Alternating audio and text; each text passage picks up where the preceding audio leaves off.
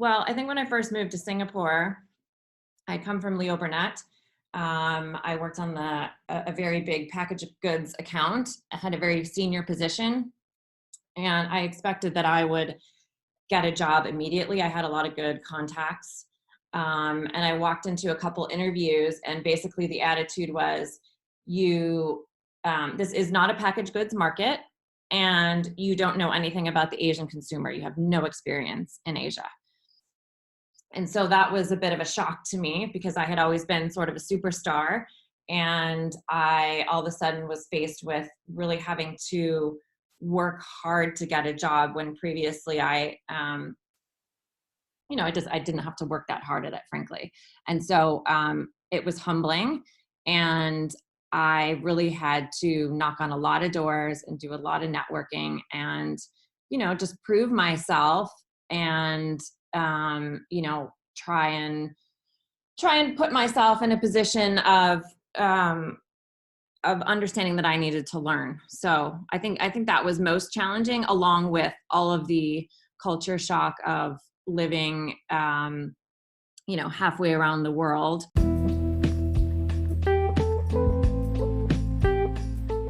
Welcome to the Network Marketing Made Simple podcast. I am your host, Scott Aaron, and each and every week I'm going to come to you with short, simple, and powerful tactics of how you can grow your network marketing business, brand, bank account, and impact on those around you. And just remember, network marketing is not easy, but it can be made easy with simple steps to create the success that you truly deserve.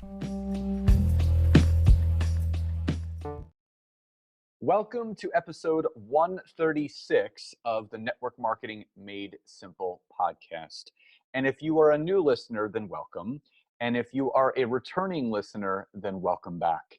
And as always, if you are a business coach or seasoned or new network marketer and you are still building your business through the means of Facebook and Instagram, and you are not yet leveraging, harnessing, and taking advantage of the amazing platform of LinkedIn, then head over to my website, www.scottaaron.net, where you can fill out a form to schedule a free 15-minute call with me, where I can learn more about you, your business, and how we can potentially work together.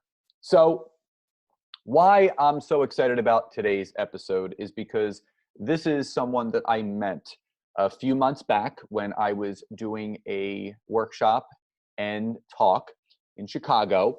And this person obviously was the one that helped me put this together. And the mission and the vision of this individual for what they are doing is just so incredible that I wanted to have her come on here, as obviously we are into 2020 and we are all driving forward with all of our goals for this year. I wanted to really do you guys justice by bringing her on here. So today's guest, basically is really changing the game.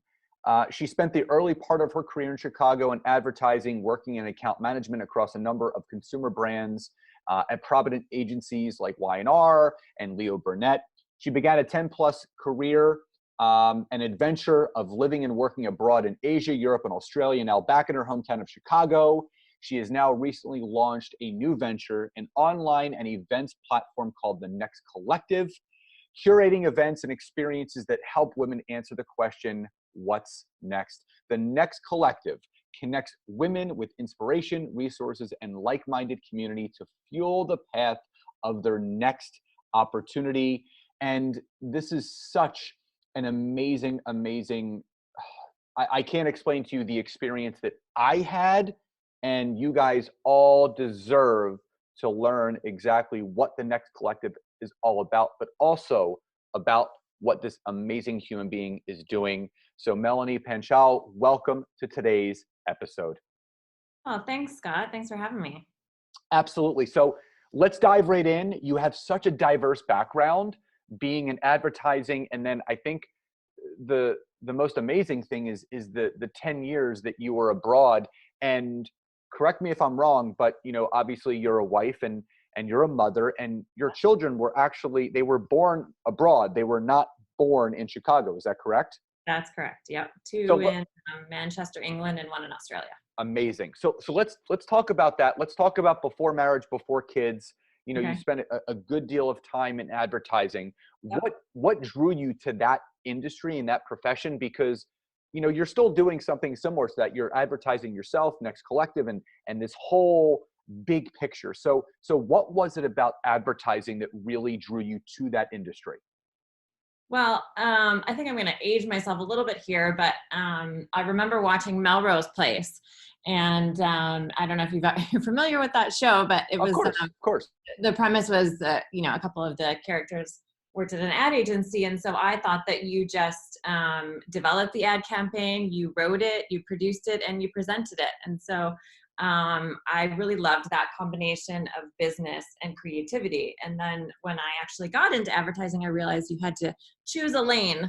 So you either had to pick the sort of strategy side or the creative side. I ended up on the strategy side, but very much as a creative person. And I like I said, I really like the marrying of creativity and business and strategy. And I loved the fast-paced nature of the advertising industry.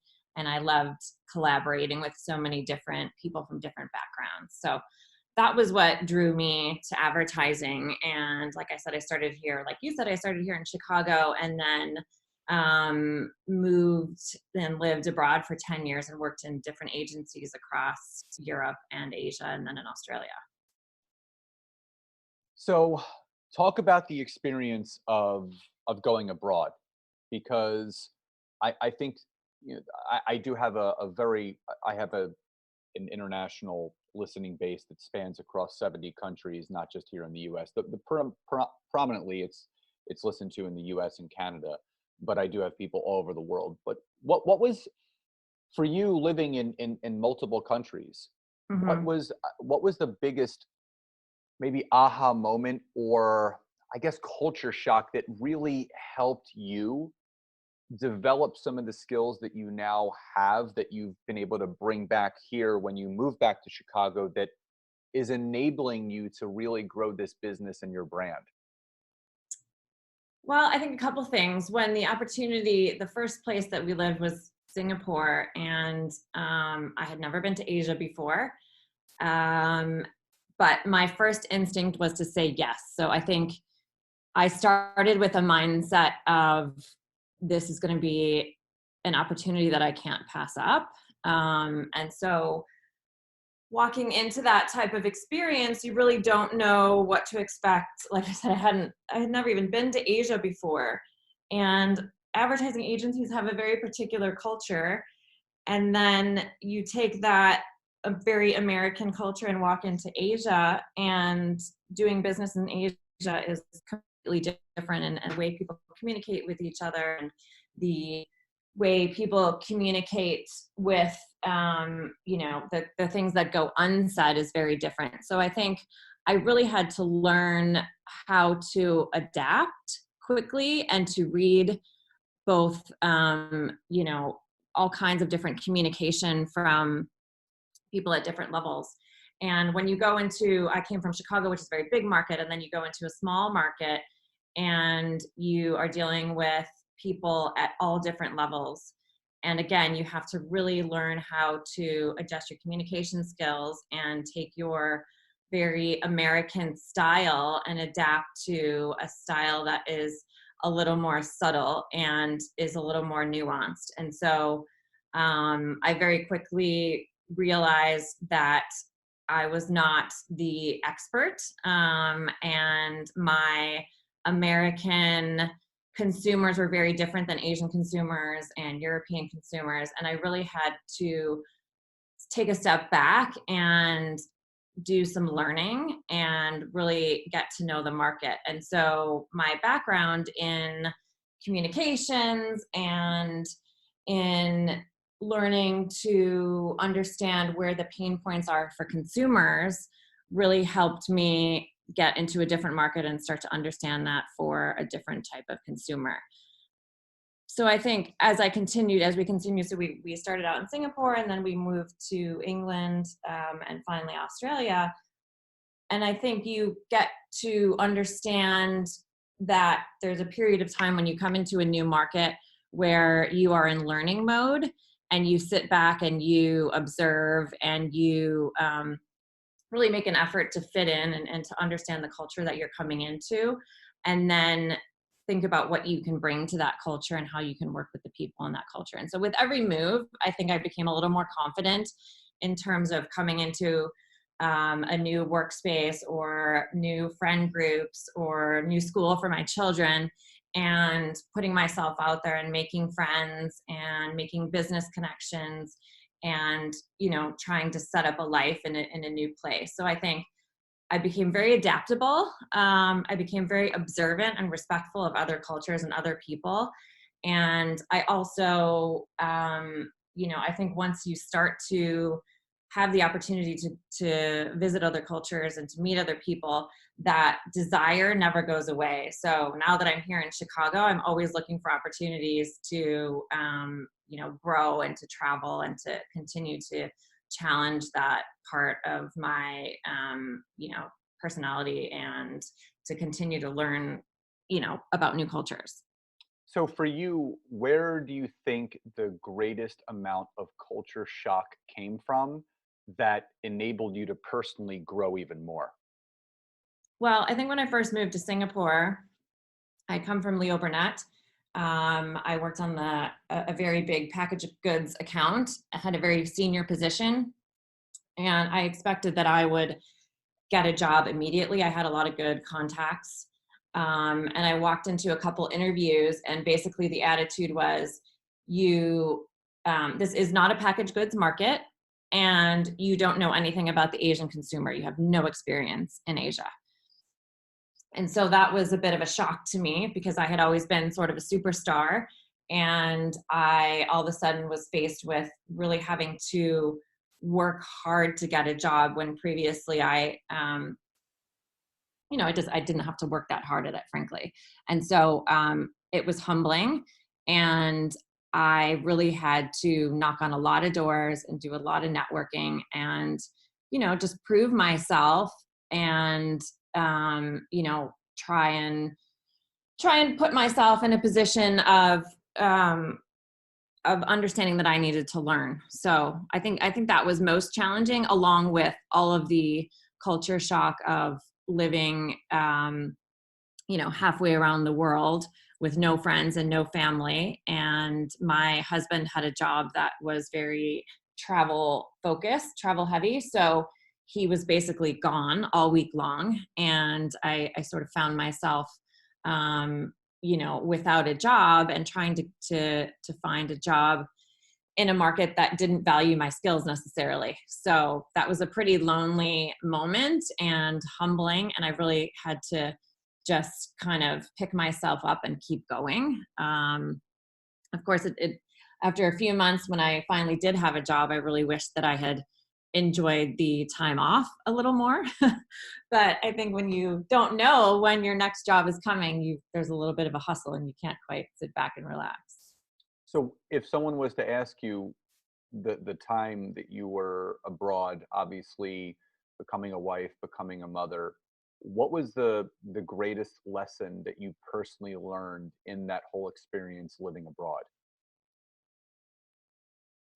Um, the greatest lesson, I think, is that you really are in control of your own life. You really control situations, and people always say, it's not when the situation happens to you, it's a matter of how you react to it. And I really found that to be true, because many people said to me, "Are you crazy moving to Singapore?" And I really kept an open mind. And like I said, I didn't have it easy finding a job. I didn't, I had never been in a situation before where I had to go out and make new friends as an adult. And even once I had a job, I had to continue to prove myself, and to prove some of the American stereotypes wrong. So I think having a mindset of, I'm going to make this work. I really want this to work. Proved to be really valuable even as we continue to move, because then we moved from Asia to Europe. And again, totally different atmosphere, no family or friends, starting over again. And I think if you set your mind to be open to new experiences instead of constantly trying to compare or so many people, when you get in a situation where you meet other expats, there's a lot of complaining or a lot of comparing to America. Well, in America, we have, our internet service is faster. In America, the stores don't close on Sunday. And I think if you set out with a mindset of, I'm actually really lucky to have this opportunity, and what are the things that they have here? What can I learn here that I wouldn't have learned had I not been able to have this experience? So I think for me, I really learned just to keep an open mind and to be open to new experiences and new people. And from that experience, those 10 years living abroad, I am a very different person than I would have been had I stayed in the same place. Just, the personal growth I had from, continuing to reinvent myself and to grow and change as a person, I think really gave me a different perspective when I came back to the States in terms of what was possible. And, you know, starting from nothing and building something became more of a realistic opportunity for me than it probably would have had I just stayed, here in Chicago. So let's talk about, now that you're back 10 years later, Hmm. what was the biggest culture shock coming back to the States 10 years later that was completely different than when you first left? I think two things. One is that I was surprised at how everyone stayed the same. In some ways it feels like you never left. And in other ways, your life, the body of your experience and the size of the network you have that I have from living abroad is very different than a lot of people that I know or in my circles that did not have that opportunity. And so you definitely feel a little bit different than other people. And then the second piece I think is really interesting was just from a family perspective, because when you live abroad and you don't see family as much, you tend to create a very tight unit. So myself and my husband, and we have 3 boys, are very close. And we never had to share our time, I would say. We always was just the 5 of us, tight unit, got to do whatever we want. And then entering back into family, a bigger family with events and expectations, I think was a little bit of a shock to us as well, because we definitely lived very independently. So assimilating back into a bigger family was definitely, there were some road bumps there. So let's talk about, now that you're back and you're moving past all these roadblocks, and I think a sense of belief, passion, and purpose has really now gotten those wheels turning, now coming back to Chicago. Yeah. So when we live through life, and when we experience certain things, we sometimes experience those things and realize that there's a need for other things that we can obviously provide other people.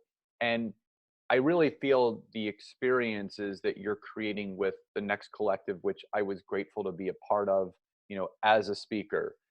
Where did the passion and purpose come from with the Next Collective? Like, where did that vision come from? Because we all have those moments where, something lights the spark, and then you're going to, keep providing the kindling to keep that fire going. What was that initial spark where you're like, I need to do something more. I need to provide a solution for all of these women to curate these events and these experiences to start living more. So where did that initial fire come from?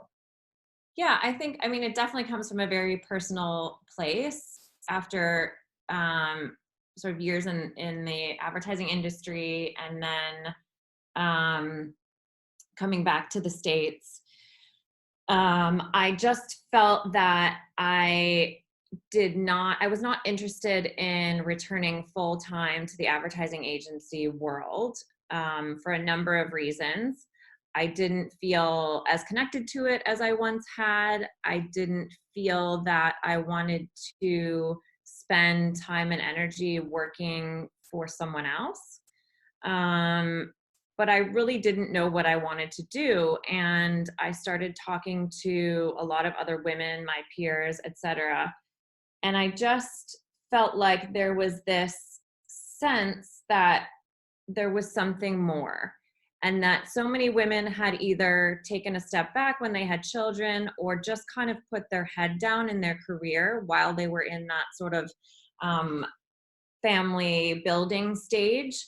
Um, and that all of a sudden there was a time in their lives, this sort of pause moment where people were starting to pick their head up and say, is this it? Is there more? It's sort of like, I call it a midlife opportunity, but there seemed to be a sense that it was almost too late, and that the opportunities had passed some women by if they had been on a certain path, and that there was not an opportunity to change direction. And I started to get pretty discouraged by this.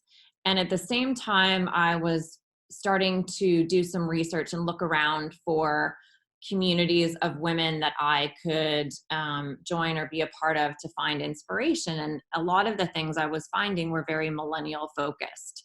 And I just felt like they were a little too young for me, and also weren't quite speaking to my experience. And so, the more I started to talk to other women, I realized that there is, number one, value in bringing women together to talk about this, because I think it can be a very vulnerable state. And many women are having quiet conversations with their friends about a restlessness or a dissatisfaction with, where they are in terms of their career.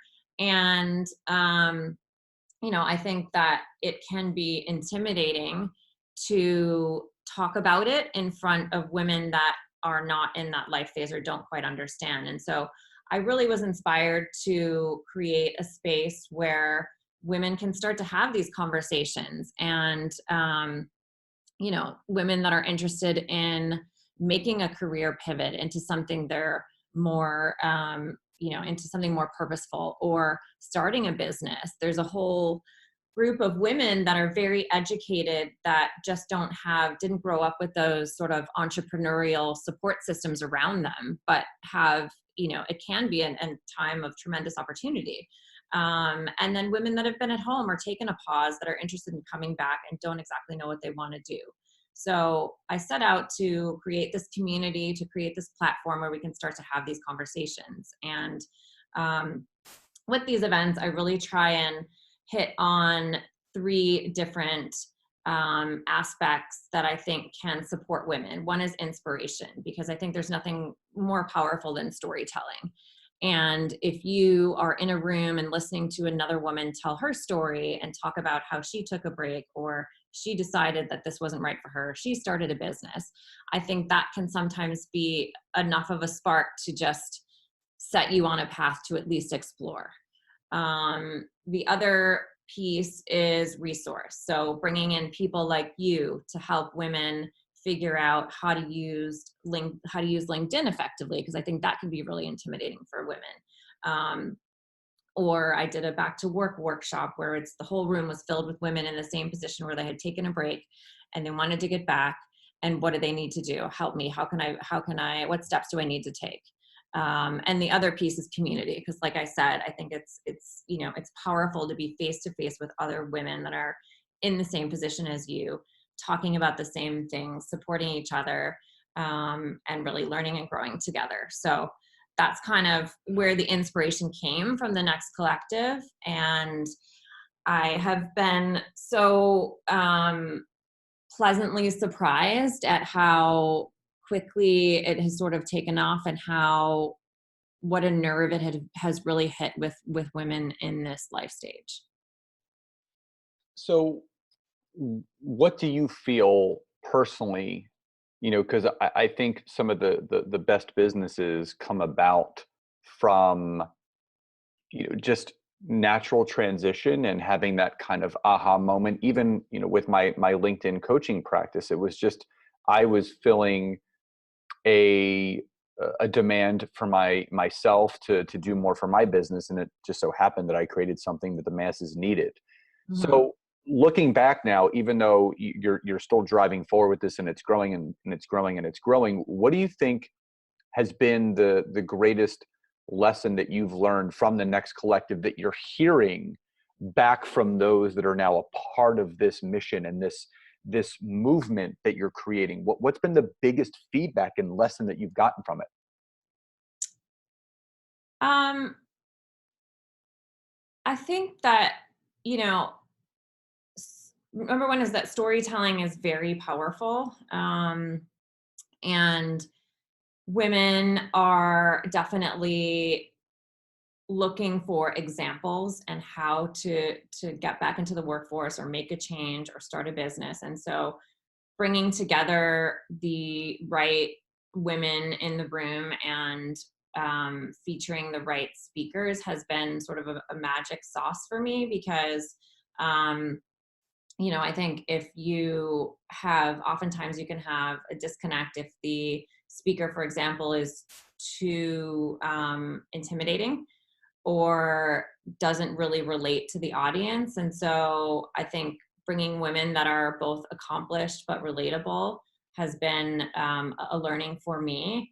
And also that this group of women sometimes is reluctant to attend events and join groups because they have very limited free time and they are not as practiced in taking steps towards their own happiness.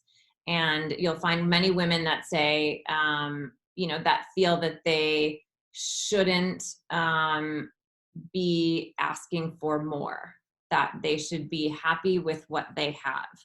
And for me, the light really goes on when you see women in the room asking questions or taking notes and sparking something inside themselves that actually says, wait a minute, I do deserve more. I do deserve more than just being okay, or just having a life that is satisfactory.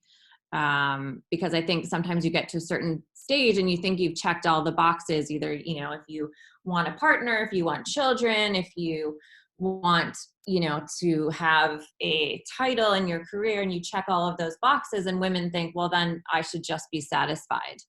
But seeing women and talking to women after the events and hearing them say, you've really inspired me. I have this idea for an app, and I'm going to go and figure that out. Or I talked to the speaker and we made a great connection. So I think just seeing these women realize that they don't have to settle and it's never too late and there's always another opportunity has been, for me, given me so much satisfaction, and also keeps me driving, because I think that there's a lot more women that could use that message. So let's talk about the the ideal person that is seeking a community like the Next Collective, because obviously I think you can agree that as you start a business and as you start a movement, it changes as you start to evolve yourself. So obviously this is something that you're going to continue to grow, not just in Chicago, but this is something that you really want to take to bigger platforms. Yep. So for the woman, because most of my audience are female entrepreneurs, for the woman that's listening to this that maybe is not in Chicago and They want to be a part of something called the Next Collective. They want to be a part of this community and this tribe and this movement. Number one, who is the type of woman that is now latching onto this idea, and where do you see the Next Collective going in the next 2 to 5 years? I've been really thinking about this question a lot because I originally set out to create this platform with myself as the target market. So age wise, sort of early 30s to late 40s. Maybe you've had children. You probably are, through the years where the children are tiny and they never sleep.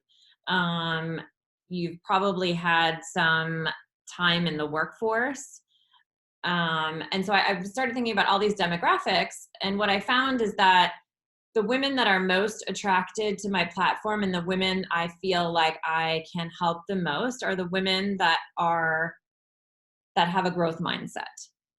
And I don't necessarily mean a fully formed, I am always seeking out opportunities to grow, but an open-minded, I feel something in my gut that there is something more, that I want to do something, that I want to make a change. And so I think those are the women that I really feel benefit most from something like this, because they already have something inside of themselves where they feel like they are, they know there's more. There's a little bit of a restlessness, a little bit of a spark to pursue something that's more meaningful and purposeful for them. So as I continue to grow the Next Collective into Chicago, I'll be offering, for our events, I'll be offering now some digital tickets where people can actually participate digitally if they're not able to be here in Chicago. Next year, I'm going to be doing events in London and Sydney. And starting to look at a couple of other markets in the US as well. So for me, I would love to see, Next Collective events happening in major cities, all over the world, with the opportunity for people to participate digitally as well, if you're not in one of these cities where you can't travel. So that's what's kind of next for Next. But the women that I see benefiting most, like I said, really are open to this idea of change and growth as a person. So I really feel that there's going to be so many people that truly resonate with this. And I highly advise everyone to really seek out what you're doing. So if they're going to want to learn more, and because I know they're going to want to learn more about the Next Collective, how can people connect with Melanie, and how can people learn more about the Next Collective, either online, or even if they want to check out the events that are coming up and they do wish to travel in to be a part of this community and culture that you're created, how can they find out more? Yeah, so if you go to the website, nextcollective.com, we'll definitely have all of the upcoming events there. We're going to be having a conference in April in Chicago, so that'll be kind of our big event, the biggest event of the year, happening in April, where we'll have a ton of different inspiring speakers and experiences, and that would be something I think people might be interested in traveling for. There'll also be digital tickets available for that. And then sign up for the newsletter, because you'll be kept up to date on all the happenings. And just every month I curate things that I think will intrigue or inspire on this topic. So definitely go to the website, sign up for the newsletter to keep in touch. Amazing. And one final question before we end today's episode, and there is no wrong answer because this is truly what it means to you. So if someone was to ask you this question, Melanie, what does success mean to you? How would you respond? Success is when people start using the next in their vocabulary. So I've been, of course, bombarding all of my friends and people in my social circles with information about the next collective. And now every time I talk to somebody, someone will say, oh, she's doing her next, when they talk about an interesting project or a job or a board they're sitting on or something that they're engaging in. And so I love talking about this idea of the next and creating that as part of the conversation. And so when I hear people say that, that's success to me. Love it. And I just want to thank you so much again for coming on here and blessing my audience, not only with your knowledge and your heart and your service, but what you're doing to serve others now with the Next Collective. And I know it's going to be growing into just such an amazing movement, because you're giving these individuals a place and a space to really grow themselves through this community that you're creating. So Melanie, thank you so much for being here. It's been an honor and a pleasure. And just thank you again so much. And I'm just grateful for you and the time that you spent with us today. Thanks, Scott. It's been great talking to you. Absolutely. So guys, I hope you enjoyed today's episode. Please connect with Melanie, check out the Next Collective, and enjoy the rest of your days. And I'll talk to you next time. Bye-bye, everybody.